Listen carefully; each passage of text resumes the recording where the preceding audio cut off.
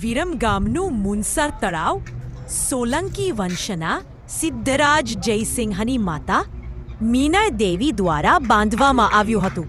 તેનું નામ માનસરોવર તરીકે રાખવામાં આવ્યું હતું, પરંતુ અપભ્રંશ થઈ આજે મુનસર તરીકે ઓળખાય છે. મુનસર તળાવ 11મી સદીના અંતમાં મહારાજ સિદ્ધરાજ જયસિંહના માતુશ્રી મીનળ દેવી જ્યારે ભગવાન શ્રી દ્વારિકાધીશની યાત્રાએ જતા હતા ત્યારે રસ્તામાં વિરમગામમાં રોકાયા હતા.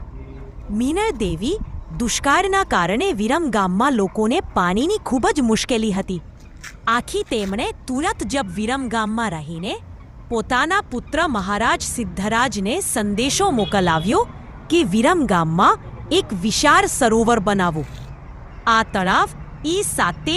દરમિયાન 201 યાર્ડના ગોળાકાર આકારમાં બનાવવામાં આવ્યું હતું. તે શંખ